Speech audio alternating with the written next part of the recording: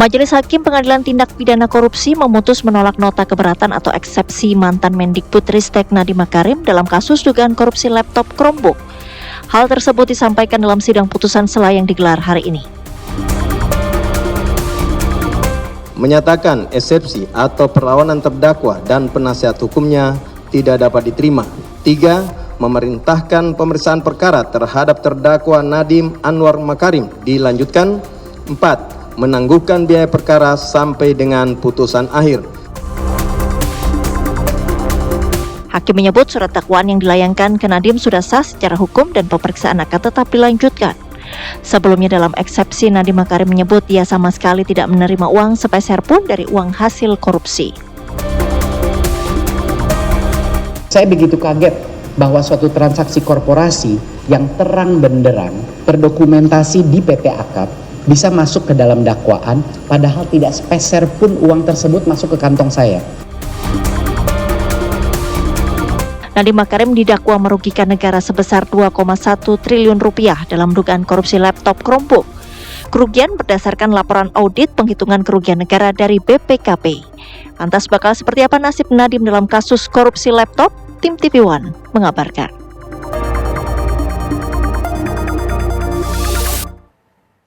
Ya, lantas bakal seperti apa nasib mantan Mendikbudristek Nadiem Makarim pemirsa usai hakim memutus akan melanjutkan perkara ke tahap pembuktian. Untuk membahasnya sudah bergabung bersama kami pakar hukum Universitas Indonesia Bapak Parulian Aritonang. Pak Parulian, selamat sore. Selamat sore Mbak Gita. Ya, Pak Parulian, ketika hakim memutuskan untuk melanjutkan sidang ke tahap pembuktian, artinya eksepsi Nadiem ini ditolak. Bagaimana pandangan Anda? Nadiem sendiri karena menyebut juga tidak menerima uang hasil korupsi. Ya, eksepsi ini kan memang diberikan hak kepada terdakwa dan juga penasihat hukum, yaitu eksepsi atau perlawanan. Nah, ketika eksepsi ditolak berarti hakim tetap meyakini dakwaan diterima.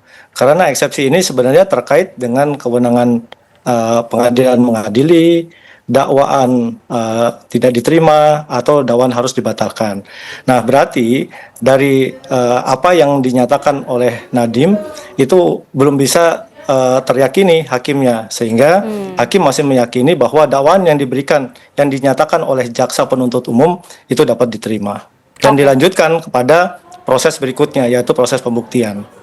Dalam proses pembuktian ini Pak Parulian, apakah pembentukan grup chat begitu ya sebelum Nadiem ini dilantik, ini artinya menjadi salah satu pertimbangan dan bahkan juga masuk mungkin dalam kategori mens rea, Pak?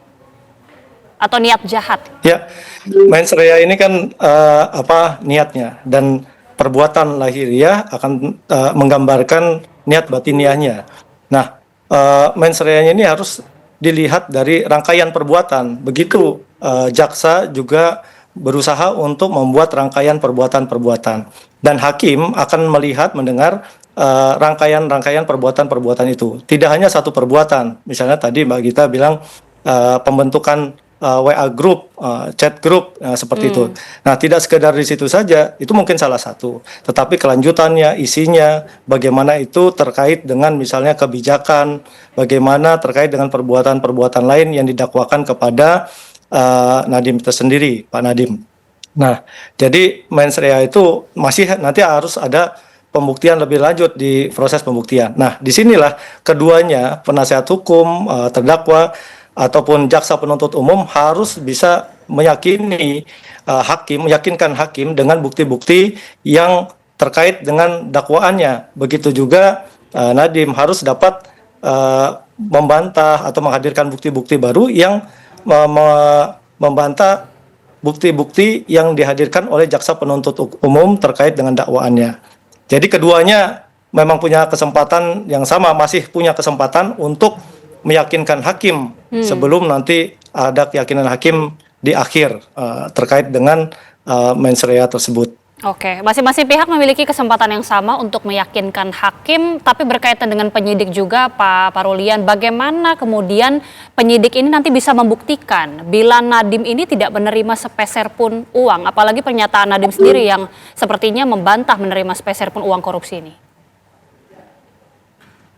Ya, kalau nanti dalam proses pembuktian ternyata tidak ada alat bukti yang kuat menerima atau memperkaya diri, tidak ada kaitannya antara dakwaan-dakwaan atau perbuatan-perbuatan beliau atau terkait dengan saham, terkait dengan Chromebook, tentang pengadaan, siapa yang diuntungkan, ya tentunya hakim dapat teryakini bahwa itu tidak terbukti seperti itu.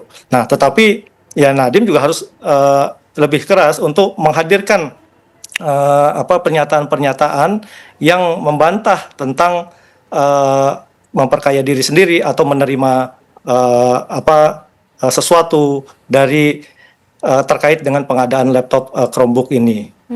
Jika melihat dari kasus ini, Pak, dalam pandangan Anda, sebenarnya alat bukti apa yang mungkin paling krusial begitu ya dalam perkara korupsi pengadaan kemudian berbasis kebijakan seperti ini? Ya, alat bukti yang paling krusial tentunya surat, ya, surat keputusan, kemudian juga alat bukti chat, misalnya seperti itu, atau pernyataan-pernyataan, dan tentunya ini dikaitkan dengan dakwaan tadi memperkaya diri, dan di dalam KUHP baru itu dimungkinkan untuk alat bukti elektronik lainnya, seperti itu secara nyata. Jadi kemungkinan alat bukti elektronik, surat keputusan itu hal-hal yang paling bisa meyakinkan kemungkinan oleh hakim. Tetapi Nadiem pun dapat membuat pernyataan untuk membantah alat-alat bukti tersebut. Sekali lagi, ya keduanya masih harus berjuang untuk membuktikan di proses pembuktian dan meyakinkan hakim untuk dapat menyimpulkan apakah betul-betul dakwaan tersebut terbukti atau tidak. Baik, kita akan lihat bagaimana proses pembuktiannya dan pihak manakah yang paling akan meyakinkan hakim. Tapi terima kasih sekali lagi Pak Parulian Aritonang, pakar hukum dari Universitas Indonesia sudah bergabung bersama kami. Terima kasih, selamat sore.